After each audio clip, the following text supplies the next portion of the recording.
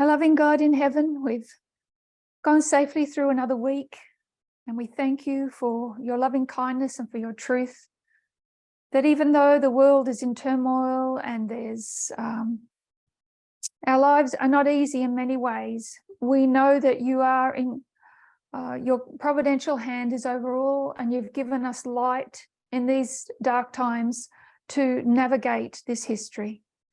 We have such wonderful light.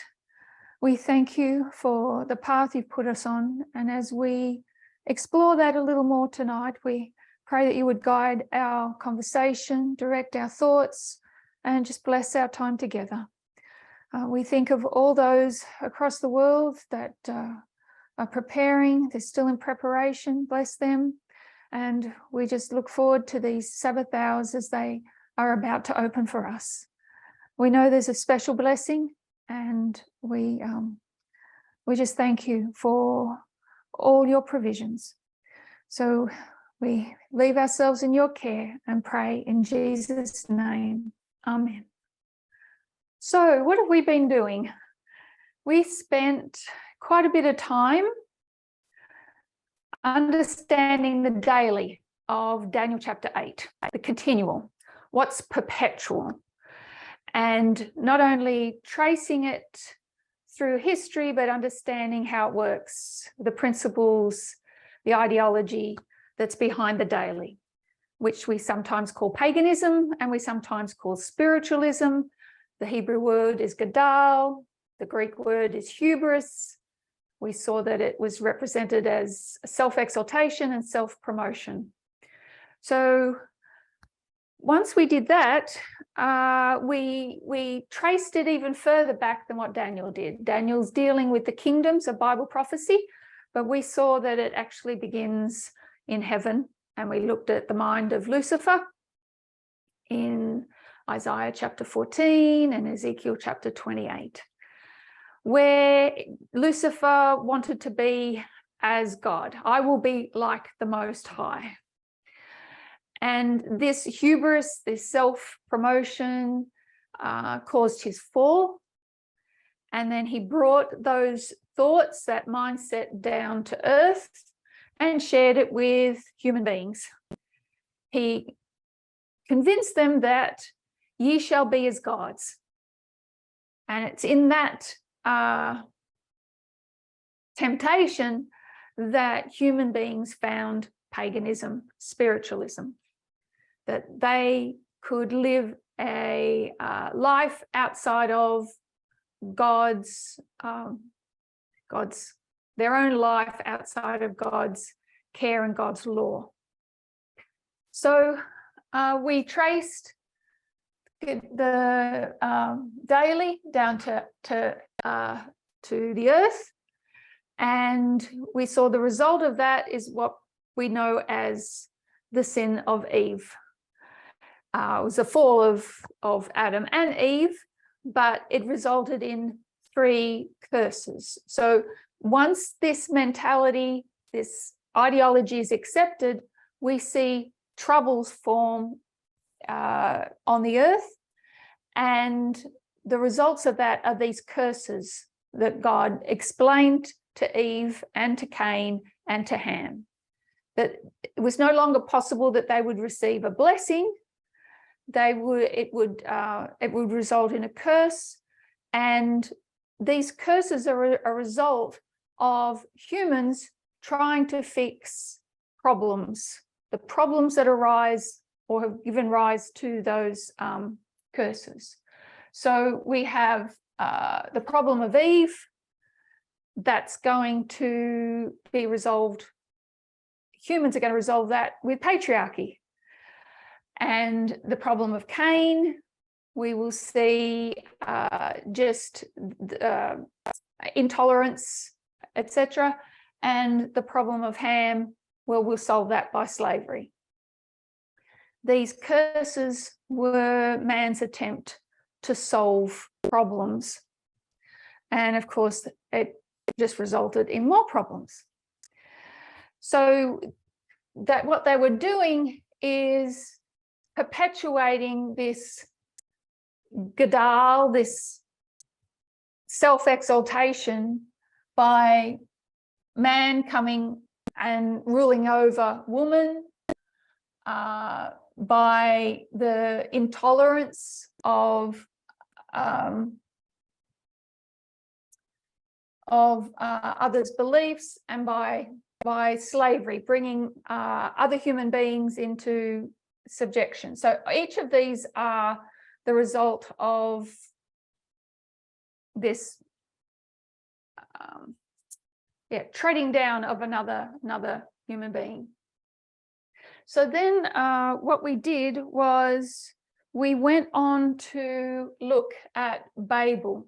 So any questions so far?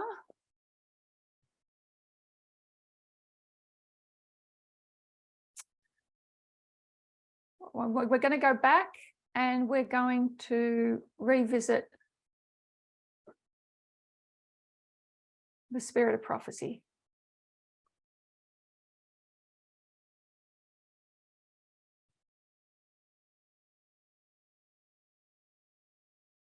I think we might reread these paragraphs for context. So would somebody like to read page 118, paragraph 4?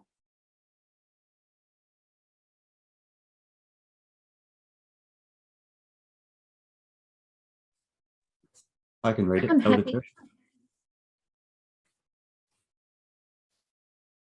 Oh, we'll go Graham and then Marie. So Graham, if you could read this paragraph.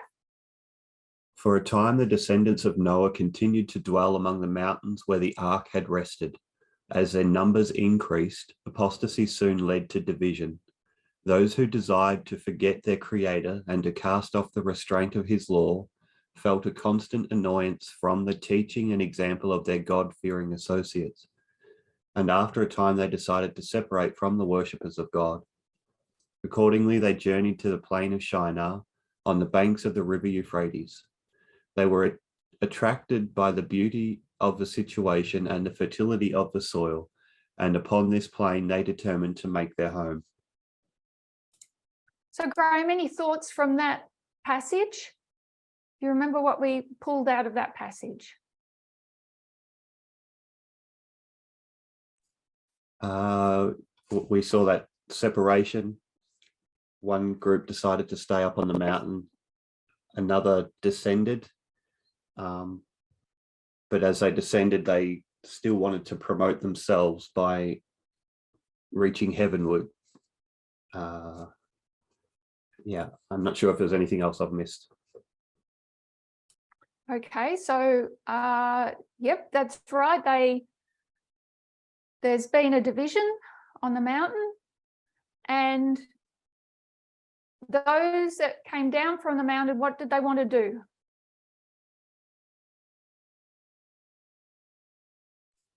Cast off restraint. Yeah. Forget God. Forget God and no law. So now they've found a nice place to settle and they've come down to the plain. So they're forgetting their Creator. They want to. That's their desire. No Creator, no law. They shall be as gods. No God with a big G. They'll be gods with little g's. Thank you, Graham. So Marie, paragraph 5. Sure. Here they decided to build a city and in it a tower of such stupendous height as should render the wonder of the world. These enterprises were designed to prevent the people from scattering abroad in colonies. God had directed men to disperse throughout the earth, to replenish and subdue it. But these Babel builders determined to keep their community united in one body and to found a monarchy that should eventually embrace the whole earth. Thus, their city would become the metropolis of a universal empire. Its glory would command admiration and homage of the world and render the founders illustrious. The magnificent tower reaching to the heavens was intended to stand as a monument of the power and wisdom of its builders, perpetuating their fame to the latest generations. Thanks, Marie. So, Marie, what points did we bring out of this paragraph?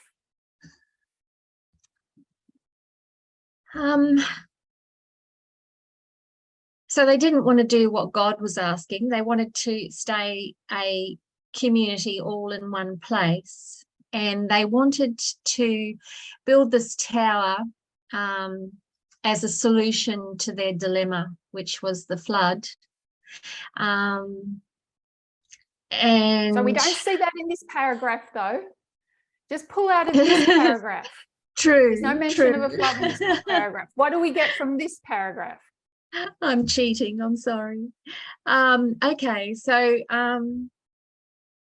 yes, so they want a monarchy, and they want this to be this illustrious kingdom that's going to shine forth to all generations, to tell you the honest truth, I can't remember what was brought out, only that it's a monarchy, and they don't want to expand. They want to stay in this one place. Okay, do they want to stay in the one place forever? No, they want that fame, like that magnificence of what they want to become, to go from there out to the ends of the earth. Yes, so first local, then global. So they do want to create a universal empire, but they're starting with this city and tower, but with the hope of it becoming global. So they found a monarchy. Does anybody remember who's their king? Nimrod. So he's their king. And the purpose of the tower, according to this paragraph,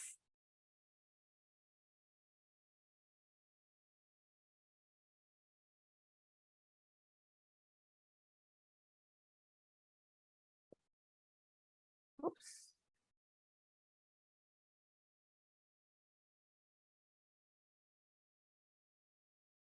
Anybody? What's the purpose of the tower according to this paragraph? You can put your hands up in the chat if you like.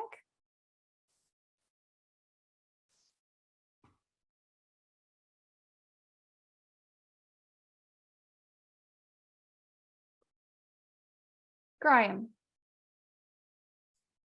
It's to stand as a monument that perpetuates their fame, so continually represents their fame to following generations. Do they want their memory lost? No, they want it to continue. Yes. Is it almost? These are people. Get gone. It's almost like they're rewriting history. Yes. Okay, good point. Rachel, did you have anything to add? Pretty much what Graham. I think just when I was looking at both verses, sort of first group stayed in the mountain, when they left. I was thinking they left their faith and practice. So when they left God and they left, I can't remember what it said, but they left to come down to make their own faith and practice. So they left God so they can make their monument and their own, like Graham said, that it's a new history. Yeah, that's an interesting point, Rachel. So their faith has changed. They no longer have faith in a creator. Their faith is in who, Rachel? I guess the builders or the tower they're doing. Yep. Nimrod. In themselves? Yeah, So yeah, their yeah. practice is going to demonstrate that. Mm. The practice is going to demonstrate who their faith is in. And so they're going to build this tower so that they will never be forgotten. Which means if they're never going to be forgotten, they're eternal. You shall be as gods. They want it to be a memorial for to generations. They want their fame perpetuated. Perpetual, remember the daily, continual, perpetual. So they want to be recognized continually, even after they die. And it will be demonstrated in this engineering feat. Josephine? I think that they've covered all the points that I had. Rachel and Graham. And you did a good job. So that we see one purpose of the tower. Purpose of the tower is to build them up and perpetuate their name. So, Rachel, would you like to read this paragraph?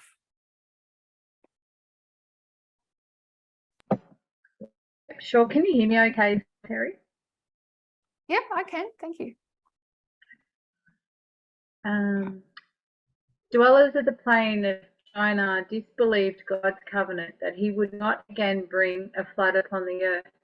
Many of them denied the existence of God and attributed the flood to the operation of natural causes. Others believed in a supreme being and that it was he who had destroyed the antediluvian world, and their hearts, that of Cain, rose up in rebellion against him. One object before them in the erection of the tower was to secure their own safety in case of another, is it the deluge or deluge? By carrying the structure to a much greater height than was reached by the waters of the flood, they thought to place themselves beyond all possibility of danger. They would be able to ascend to the region of the clouds. They hoped to ascertain the cause of the flood. The whole undertaking was designed to exalt still further the pride of its projectors and to turn the minds of future generations away from God and lead them into idolatry. Thank you, Rachel. So, what other purpose did this tower have? I guess it's just that last bit there, to lead them into idolatry. Is that where you're going? I would suggest that they're already idolatrous. The ones that want to lead into idolatry are future generations. So the minute you turn away from God, you worship something. So that's the whole point of atheism. We're seeing that it's still a worship. It's just, what are they worshiping? So they've built this tower to pretty much worship themselves. Ye shall be as gods. So they'll be worshiping themselves, and they want to affect future generations and lead them into idolatry. What other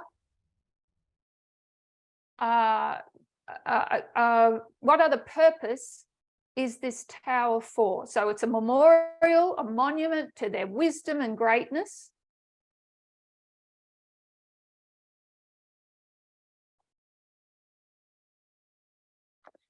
Anyone?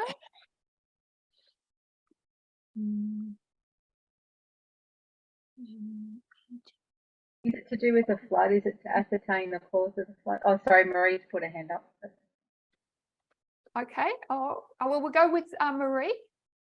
That's all right, Rachel. I think I was going to say something similar anyway.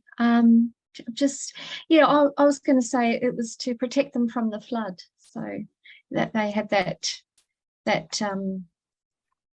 goal, that they would be could secure themselves without God. Thank you. And Graham, were you going to add something to that? No, just say the same thing, to secure their own safety. Right. So what did they know? They're refusing to know God, don't want to know God, but what do they know? Ray. They all knew that there had been a flood. They knew there'd been a flood. They Sorry? didn't want another one. Oh, say again? They didn't want another one to come and kill them. Yes. They didn't want, is there going to be another one to come and kill them? No, they didn't believe God's promise. No. So there isn't going to be one, but they don't believe God's promise. They don't believe there's a God. And if there is one, don't like him anyway. So then the evidence is there that there's been a flood. That's what they know. Therefore, they're worried there will be another one. So leaving off their creator, they are left with no other choice than to worry about their future, because they know what's happened in the past. They can see the record of the destruction. It's evident. It's evident for us today. How much more evident would it have been back then? Even though the plain is beautiful, there was enough record that they know that this flood had taken place. So it was one object before them was to secure their own safety in case of another deluge. They needed to be able to save themselves. Josephine? Oh, sorry. They want to ascertain how the flood happened so that they can save themselves. They hope to ascertain the cause of the flood. So we've got two practical reasons.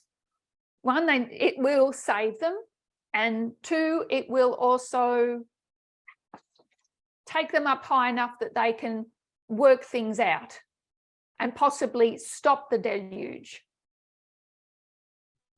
They can work out how to intervene.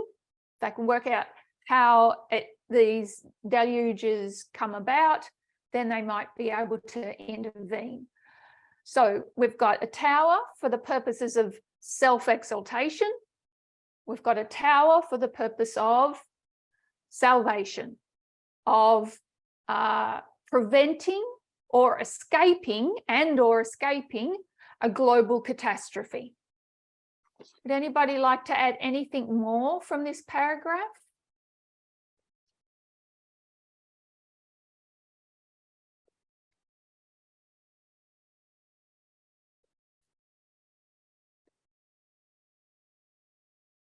Okay. Well, we'll stop share there. So we noted a few things from the passages. The people have come down from the plain. So we've got two groups of people. They've built a city and a tower. They want to stay united, but it's short term because eventually they want a universal empire, but first local, then global. They've got a monarchy under Nimrod. They've built this tower to perpetuate their fame in their honor. And they've also, it's protection from the flood, protection, and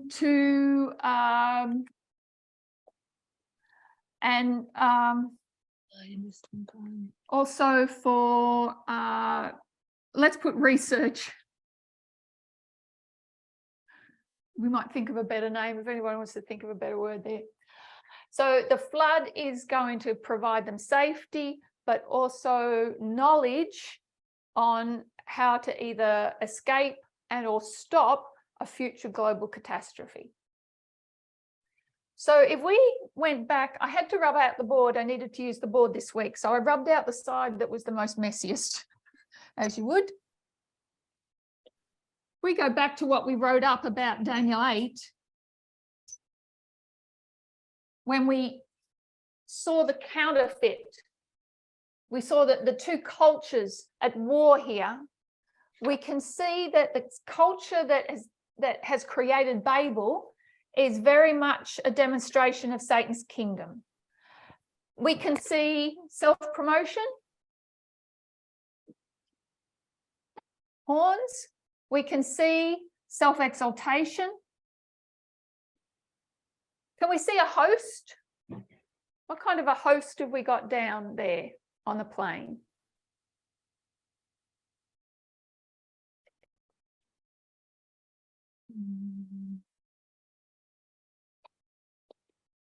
Any thoughts? Graham?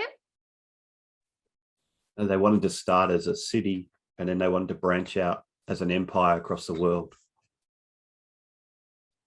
Yeah, so you've got a band that they've solidified as a people with common object in mind, that is to build the city and the tower and to have global domination.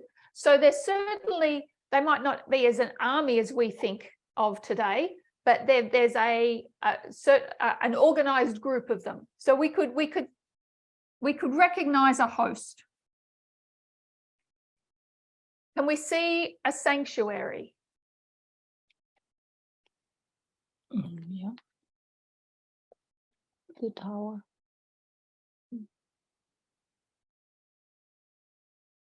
Okay, let's go over to the true.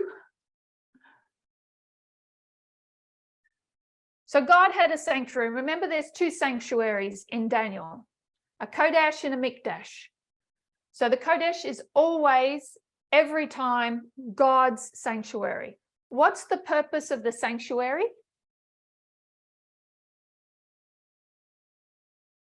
I think we looked at that. Does anybody remember the purpose of the sanctuary?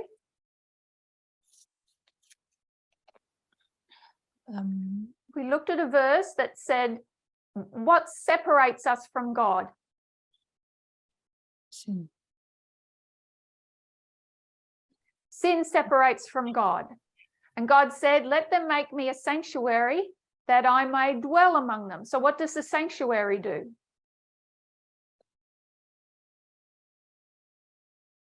Brings God to them. To dwell with them, worship. How? How is that possible? What separates us from God? Marie?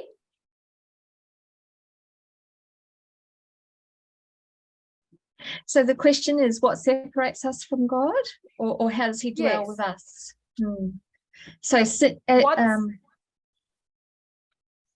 So sin separates us from him. So he sets up a system in the sanctuary so that that can remove that separation. What does it remove? It removes the sin. Removes the sin. The sanctuary deals with the sin problem. You deal with the sin problem, and God can dwell with his people. The sanctuary solves a problem, and it's the problem of salvation.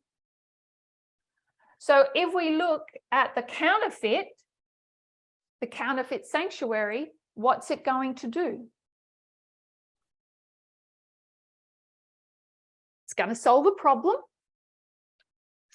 and bring about with the idea of being saved. So where do we see the sanctuary in our story of Babel? Do I see your hand up, Ray?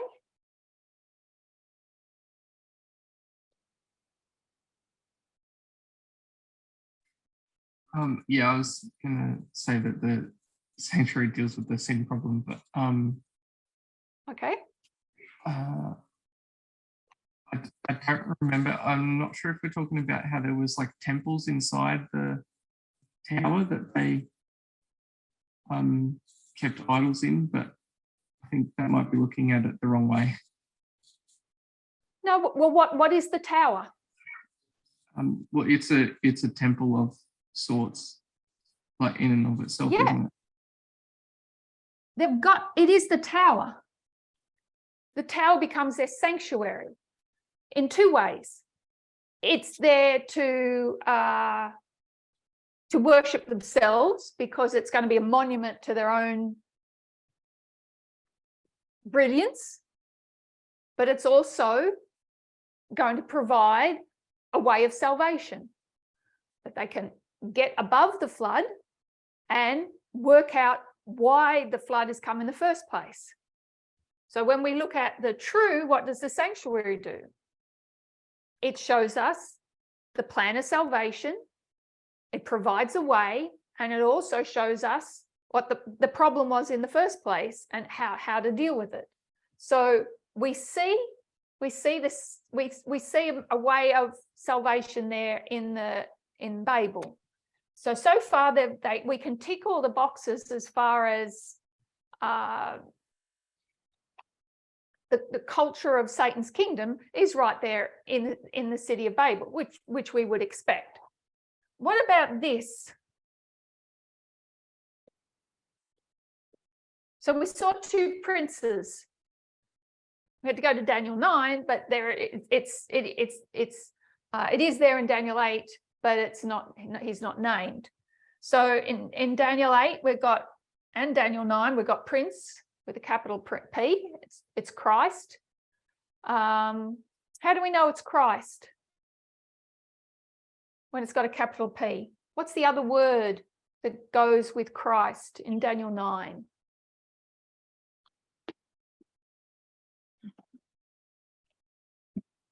What's the word? It doesn't say Christ in Daniel 9.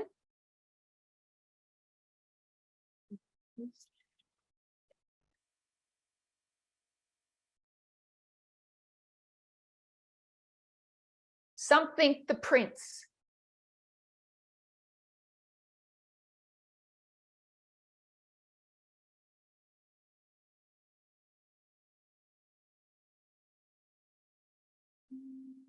Anybody?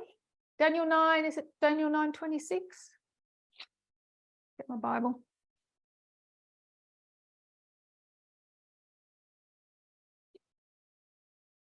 What is he referred to as? Messiah. What did you say, Josephine? The Messiah. Yeah, verse 26. Messiah. What does Messiah mean? Prince. Sorry. Messiah means? Anyone?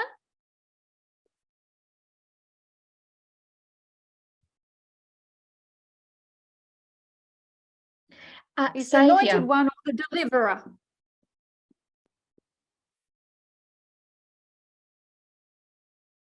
Can we see that in the counterfeit? What did Titus do according to Daniel 9? He destroyed the city and the sanctuary. Jesus said, destroy this temple and I'll raise it up in 3 days. So we can make comparisons to what happened to Christ and what Titus did. Christ died.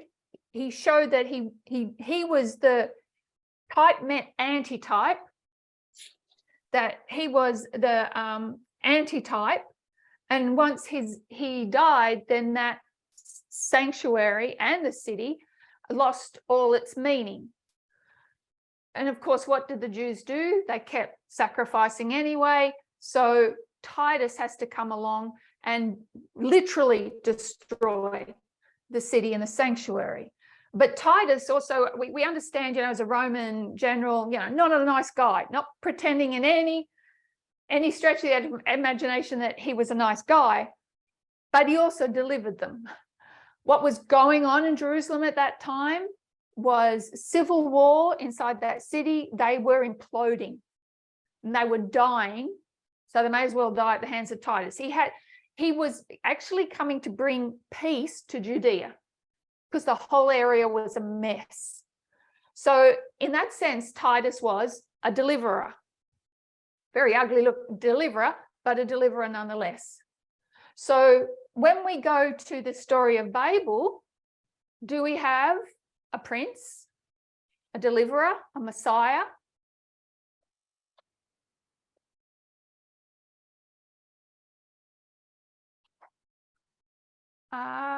Graham, I'll go to you, you're down the bottom. Is it Nimrod? Yeah, because what's Nimrod doing, Graham? He's going to act as the ruler. They're taking on the monarchy there, position of. Yeah. And in doing that,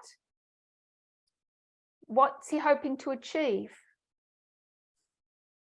To deliver them from the possibility of a flood. Yeah, of dying, of being wiped out.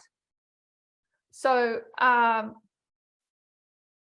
I mean, if you're familiar with the story, he was also, the purpose of the city was to deliver him from the wild animals too. So they saw in him as a protector, as a deliverer. Josephine? I was just going to say deliver from the wild animals, just like you said. Okay, you're familiar with the story. That's right. Yeah. Marie?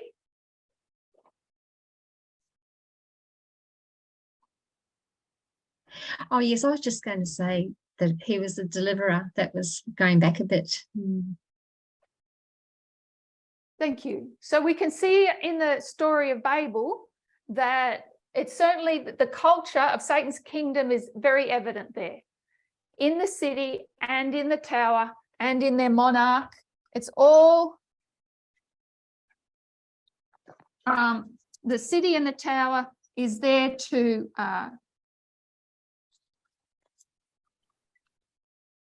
exalt them and to save them. They need to have a hero. Okay, so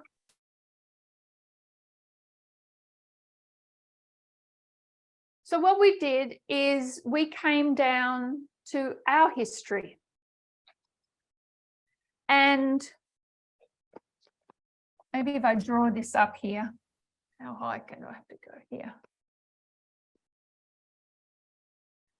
Let's think about this.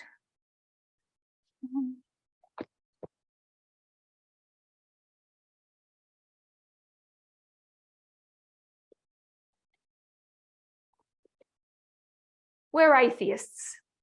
We want to forget about our creator.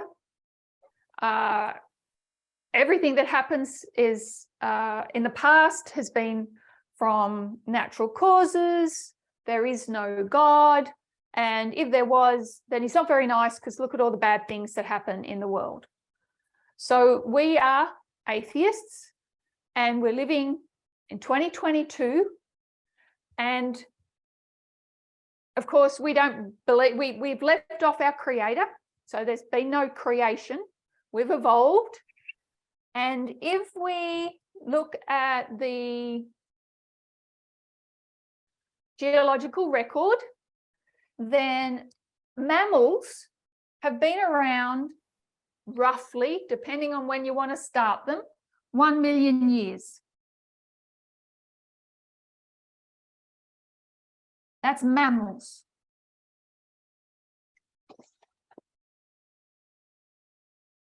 Each of these markers represent 100,000 years.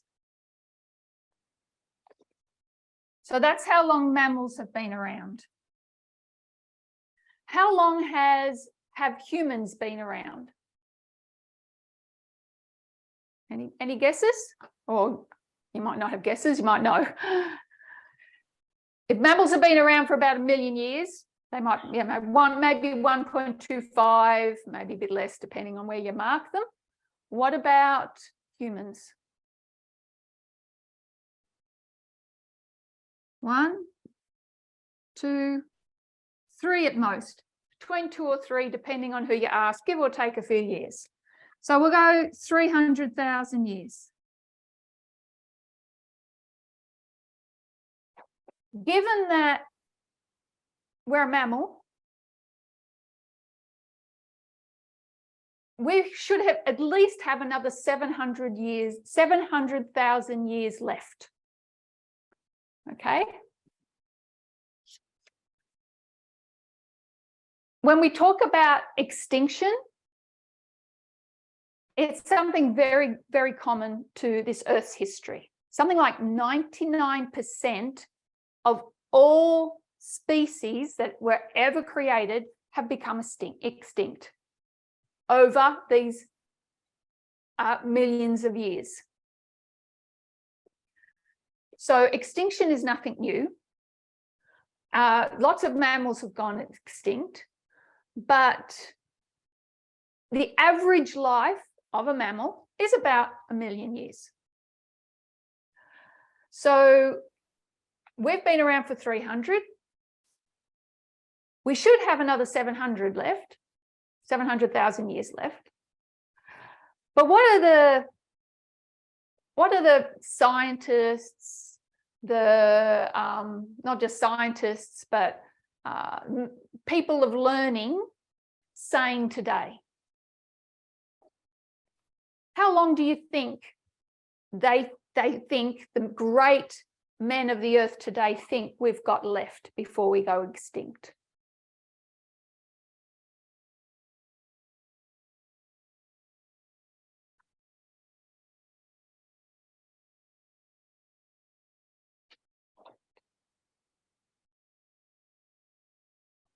I think we've got another 100,000 years left.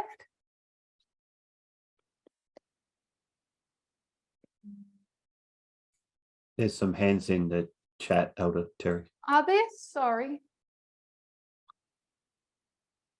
I was waiting for a marker to come up. Okay, Josephine? No, I think I'm short on that. Okay. Graham, did you have your hand up? No, I saw Greg's hand go up. Ah, okay. So I'll go Marie and then Greg. Marie, swing the bat. Well, I had my hand up for prior to this question, and I don't know the answer, but I have been reading a little bit of a science thing that's been coming up. It's not exactly the answer, but they're just saying that they're concerned that human demand is exceeding regeneration capacity in the biosphere, and population growth. Yeah. Okay. Yeah, overconsumption, over exploitation, all those things. So, and I guess with climate change, they're what they're predicting now, it seems that there's no time left. Thank you, Marie. So when we say no time, how much time, Greg?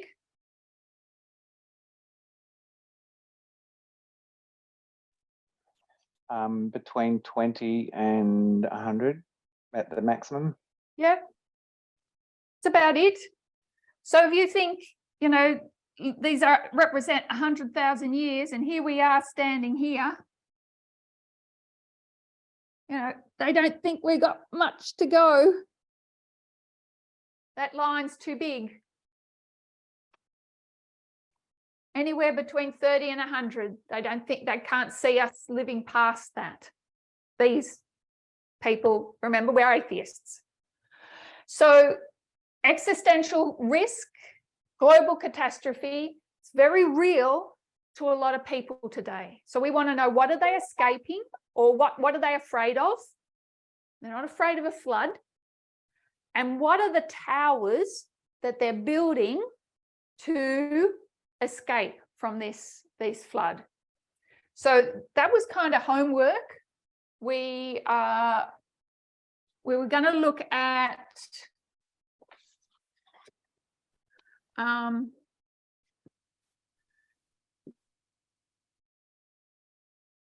think, am I getting the right word? Anthropogenic risks. Anthropogenic, meaning man-caused. I should write humans, actually. Let's do that.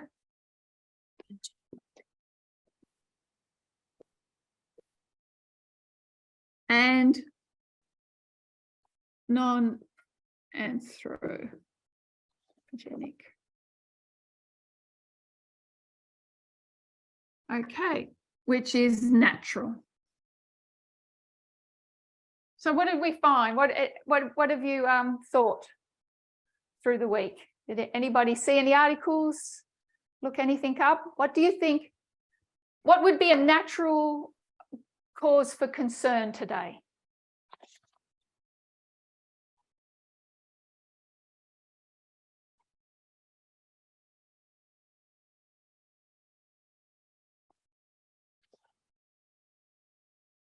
Graham?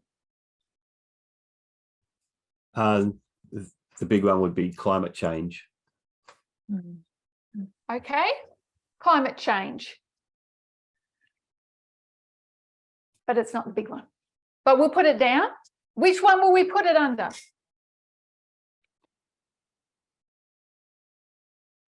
I guess humans cause that. So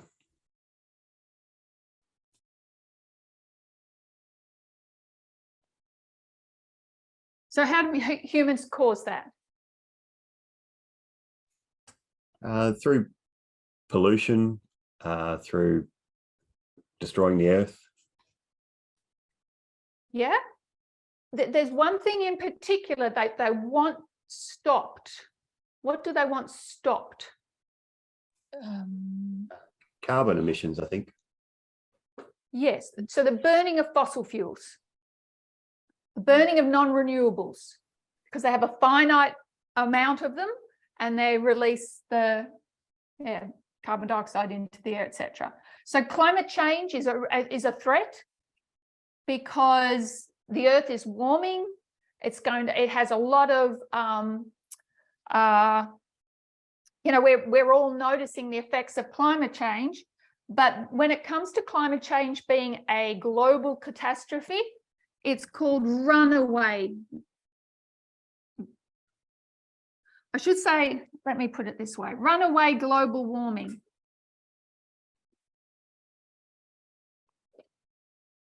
As it what stands at the moment, it's annoying and at its best, and it's devastating and its worst, but it's not going to wipe us out unless it becomes global, runaway global warming. Then it has the potential to wipe us out. But it also could be caused by natural causes. We can write climate change or global warming under natural.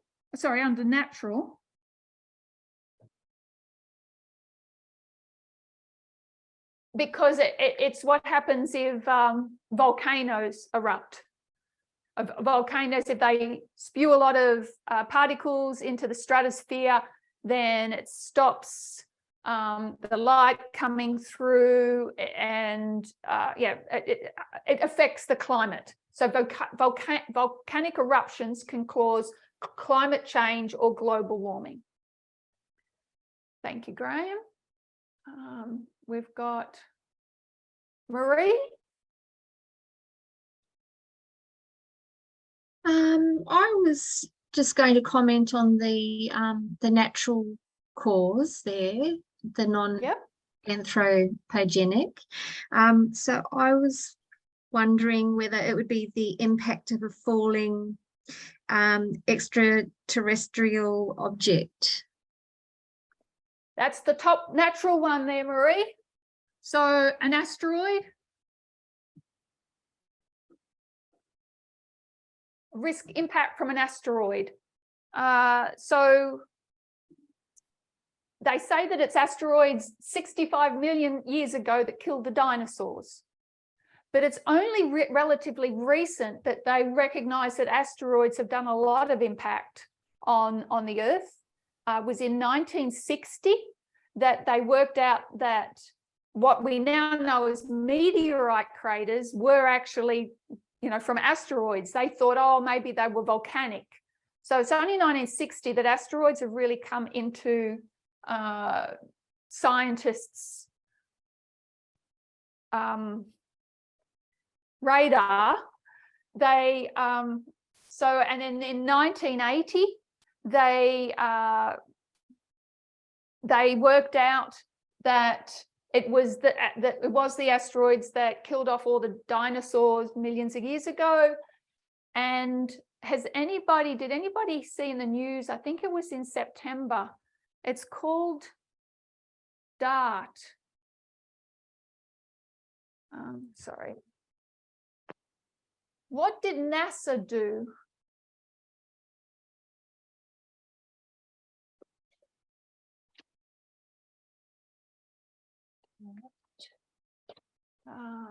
What have we got? I'm not sure who's answering who. Greg, did you know what NASA did back in, wasn't that long ago. It's called DART.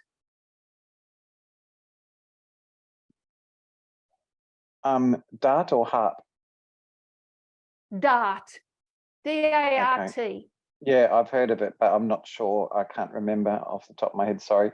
No, I had my hand up to answer the question that you're asking. For another one? Okay.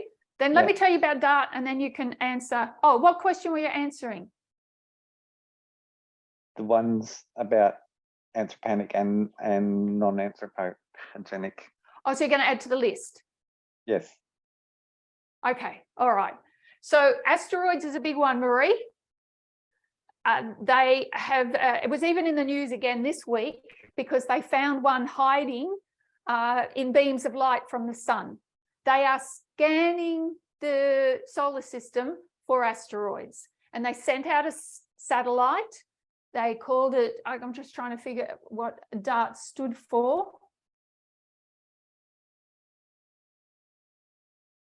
It's not coming up. But they hit the asteroid to try and deflect it so that it would go off the path. And it's just like the movies.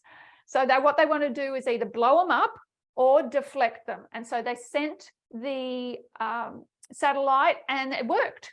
There were two asteroids kind of close to each other and they hit one and they knew that it took them a few days to work out that it did actually work. And they were able to change its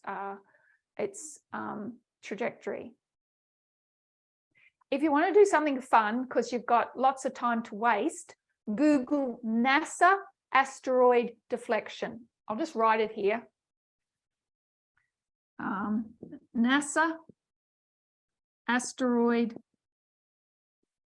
deflection.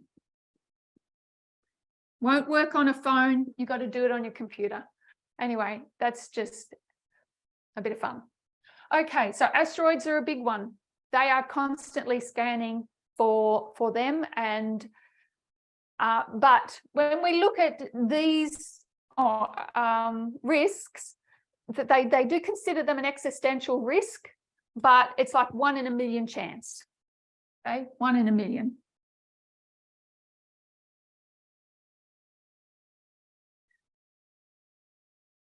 So Greg, what were you going to add to the list? I was going to, first of all, Graham's written what DART stands for, Double Asteroid Redirection Test. That's it. Thank you. Yeah. Yes, because there were two asteroids. One was called Demopolis and the other was called Dimmer something. They were two kind of related asteroids and they hit one of them. Go on.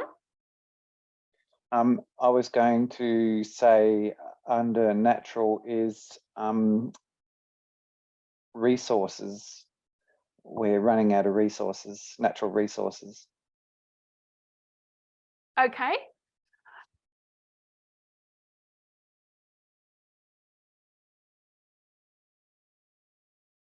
is that an existential risk? Because what's causing global warming? The way we use resources. Yeah, so we actually want to stop the use of those resources and use renewables. Yes, but at the moment, the only way we make renewables is with coal and nuclear fusion, that kind of stuff. So even to make renewable resources at this stage, we're using oil and coal. Okay, so what would you like me to? It's not one that they're particularly worried about, but I'll put it on the list. I was thinking resources like Resources. iron and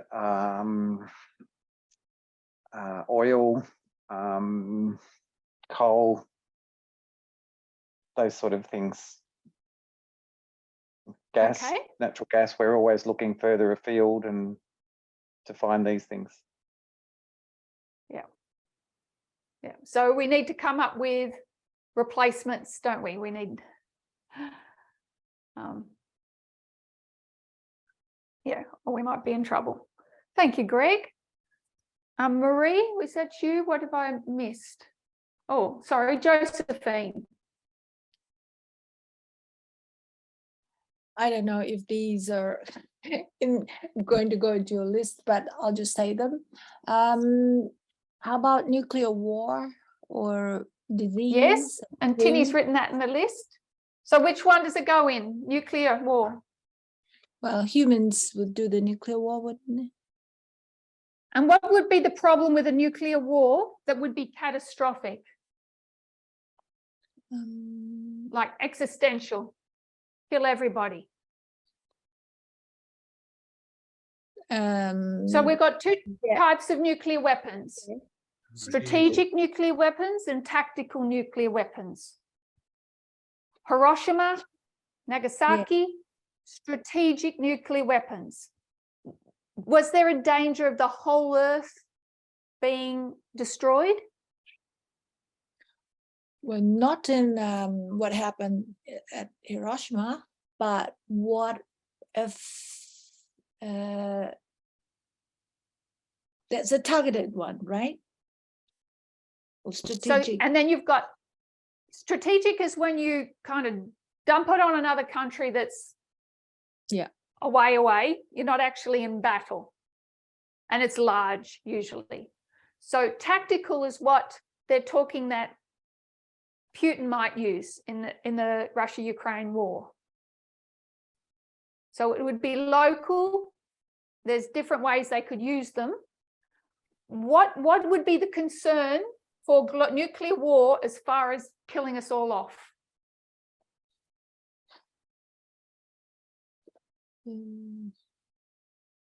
Ray, do you know? Sorry, Josephine, do you know? Probably what I know is not right, but I'll say it as a guess. You've got to stop. You qualify all your answers. We have to have a talk.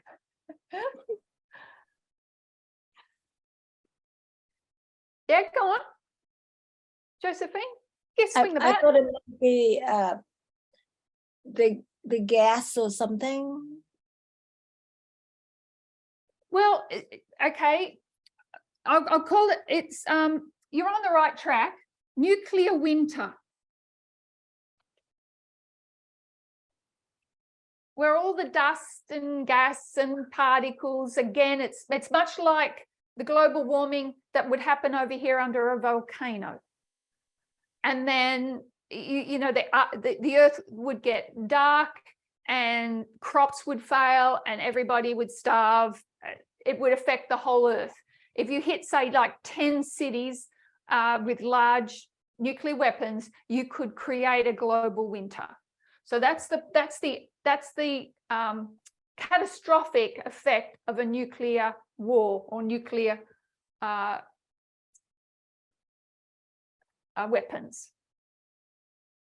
Raymond? I was just going to say, if somebody uses a strategic nuclear weapon, then the other side's going to use it back, and you have that mutually assured destruction, which results in the nuclear winter.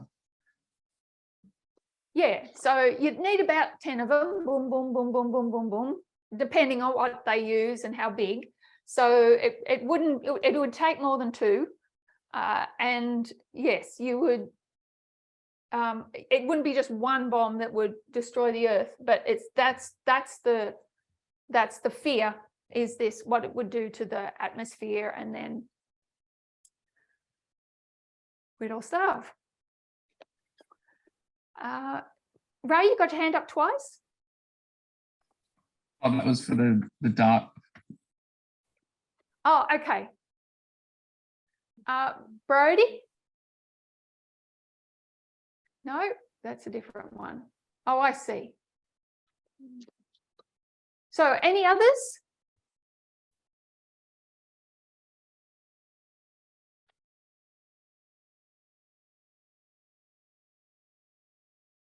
Okay, let me give you a few what they're worried about. So okay, under natural, radiation from nuclear weapons. Thank you, Brendan. Yes, that would come under here. Radiation,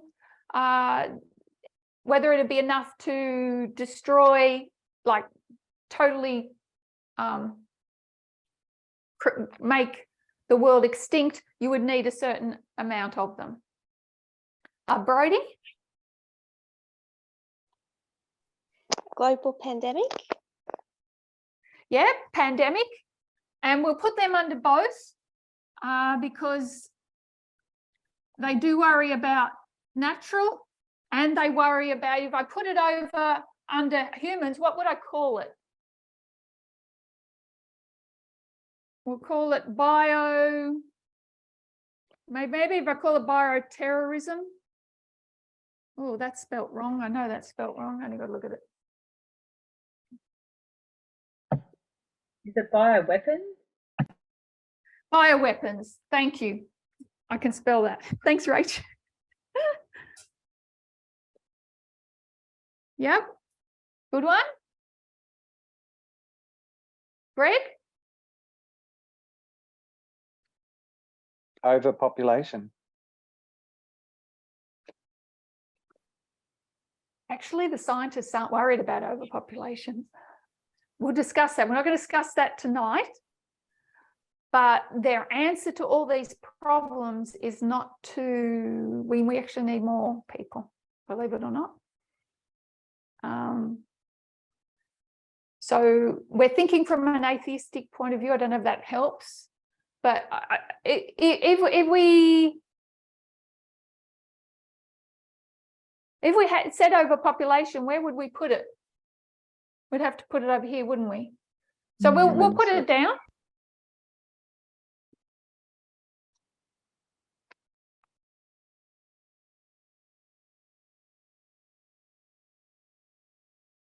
Thank you, Greg. And anything else, Greg? Destruction of under resources again. I thought places, you know, like the Amazon and natural jungles and forests and stuff. So we put that environmental degradation.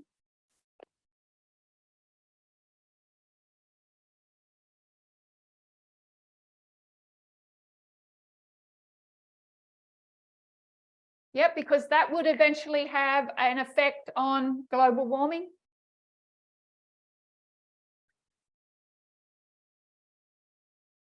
True.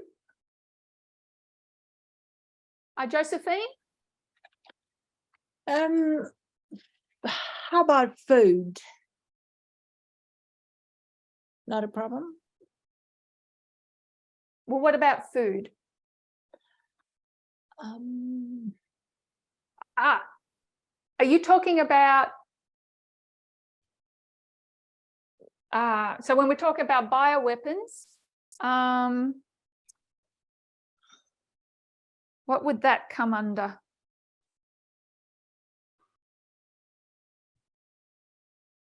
Human. All right, biotechnology.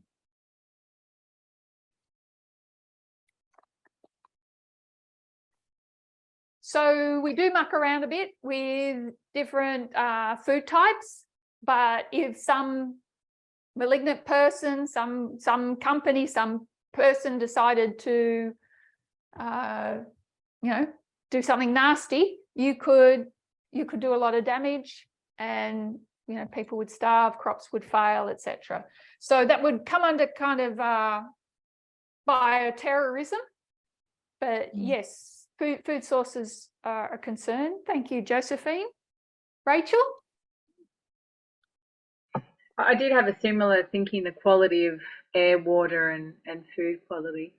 I also had another thought, and I'm not too sure how to communicate it, but I was thinking from an atheistic standpoint, how they're wanting, women in traditional roles, that's a part. And I was thinking that it was the underpopulation, that they were worried that because women were deciding not to have children as much. So I was just thinking, I'm not too sure if that's relevant or not, but I just keep thinking that.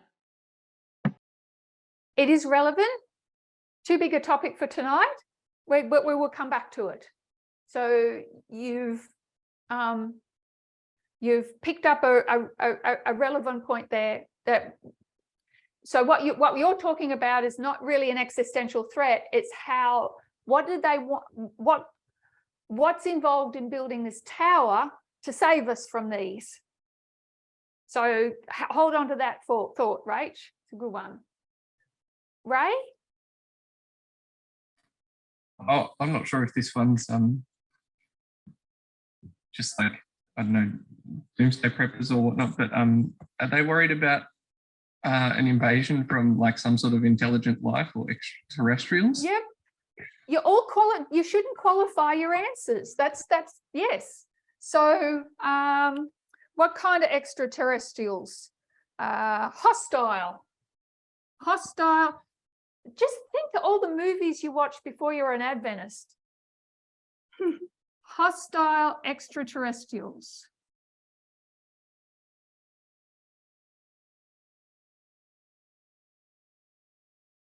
Jack Think said of the movies alien. where they're going to go out there and smash the asteroid out, and the extraterrestrials come down.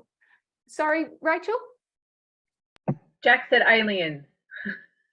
Aliens. Yeah, bad aliens. Yeah. Thank you, Ray. Good one. And Molly? No, I was just thinking about famines and it. So a lot of what we've touched today, whether it is a volcano, and we haven't put this one down actually,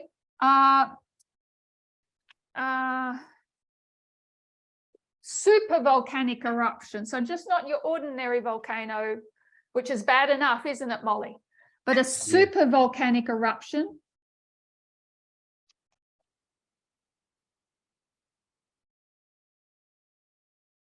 And they can track just how many hundreds of thousands of years ago there was the last super volcanic eruption, because there's been five extinctions, mass extinctions in the Earth's history. One of them was from a volcanic eruption. One of them was from an asteroid. It was the asteroid that killed the dinosaurs, etc. So yes, it's these volcanic eruptions will affect, so volcanoes, global warming, a lot of these things have to do with how it will affect the atmosphere and then affect water, food, etc. All those things that air quality, things that are necessary for life. Thank you, Molly. Tinny. Tinny's hit the big one. What has he said? AI. When scientists think of all these natural threats, risks, it's around the 1 in 1 million mark. When they talk about artificial intelligence,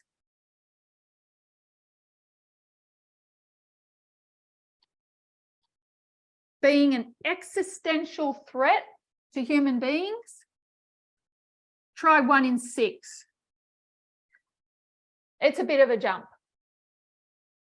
What they're mostly frightened of is artificial intelligence. So I'm just, before we will spend a bit of time in artificial intelligence, won't be tonight, of course, and it might not be next week, but we want to, oh, we've missed one. Over here in the natural, the sun turning into a giant red star.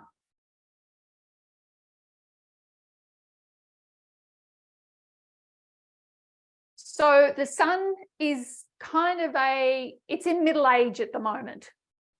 So if you can think of the star being about late 30s,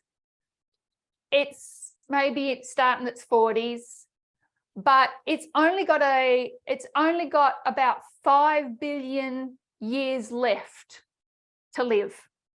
So it's been around for maybe 5 billion. No, it's about middle-aged.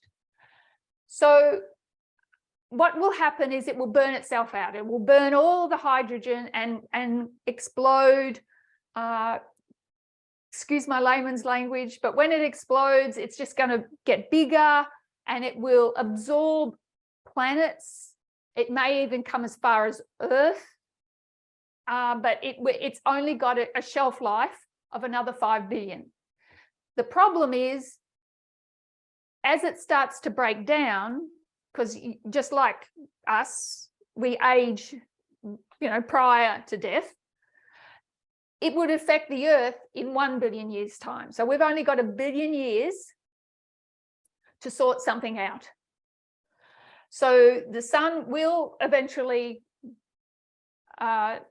destroy itself, but also destroy part of our solar system. So Earth would become uninhabitable in 1 billion years and we would have to move back. Where would we have to go? How could we survive the sun exploding? Can't stay on Earth. Where would we have to go?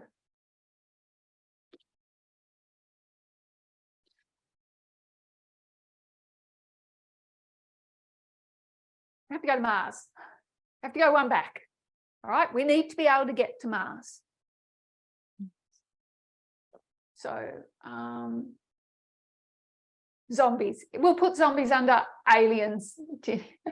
Ray. I was just going to say Mars. We'd have to go to Mars. Oh, sorry. Thank you. I should have scrolled. Marie? I was just going to say Mars too. Okay, thank you. All right, so my bad. I should have scrolled. Okay, so we've got a fair list here of our floods. The things that we would be concerned about.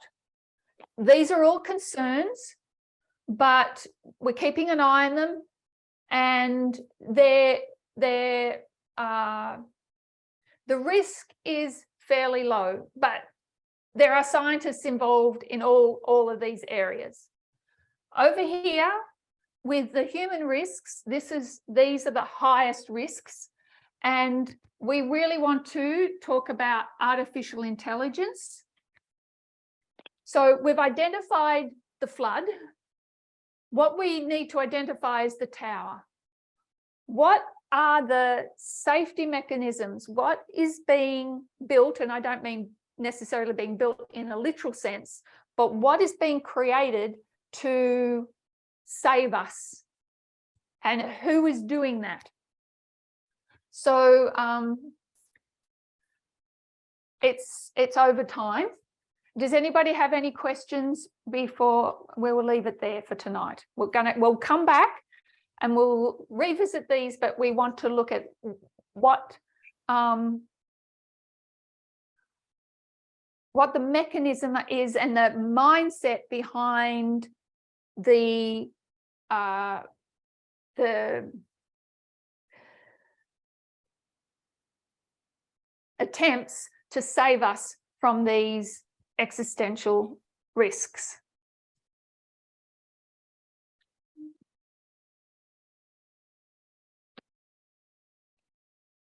Josephine. I was just going to make a comment.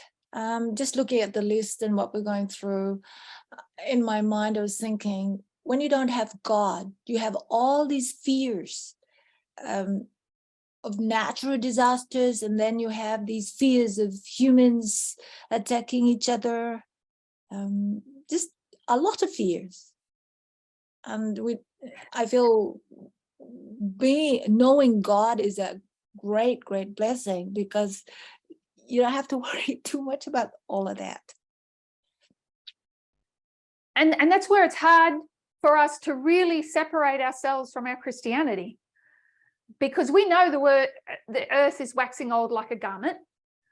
We know that things are breaking down. We know there'll be wars and famines, etc. They're all been prophesied of, but we also know that the shelf life isn't about the earth so much as it's about us staying here. We know the story. The people on the mountain also knew the story. Mm. The people on the plain, they either they did know it, they don't want to know it anymore, or they've just completely lost it. Mm. So they're absorbed about the flood, and there isn't going to be one. What's going to happen is they'll just implode upon each other. Mm. So it's amazing. yeah, we need to look at this and think, does any of this scare us? What is reality here and what is science fiction? Because science fiction is wrong stream of information if it's fiction. So there's a science that is real. I mean, asteroids are real, they're floating around there, but is that what is a threat for humans?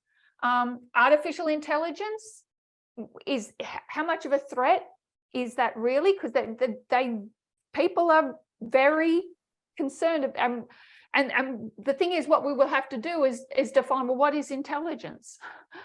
What makes something intelligent? So all of these things have been created by humans, science and technology, and it's that very science and technology that they're afraid of destroying themselves with, but it's that very science and technology that they want to use to save themselves. So it is hard to I can only liken it to I was raised a Catholic, and when you don't know certain things, when you're really in darkness, I know what it's like to be in darkness. I know what it's like to not know what happens when you die. Just don't know what happens. And then you become an Adventist and it's like, oh, I know what happens now. You can't get that out of your head. Now you know. Knowledge is so powerful. It just dissipates the darkness. So these are people that do not know. They do not know what's going to happen tomorrow. The future is how long? The future is,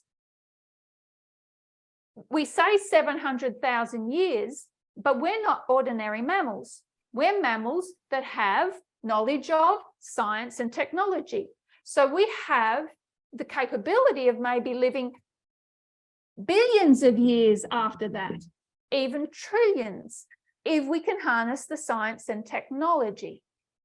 So the mind is that we could live forever, can perpetuate our fame, but how do they go about doing that when the very things they're building they're worried that is going to destroy them? So as you said, it can seem like nonsense to us because we understand prophecy and we're Christians, but it's hard to do, is to step out of that and go, well, what if it didn't? What if everything was that scary? So something to think about. And thank you, Tinny, for your comments. And we might close in there for tonight.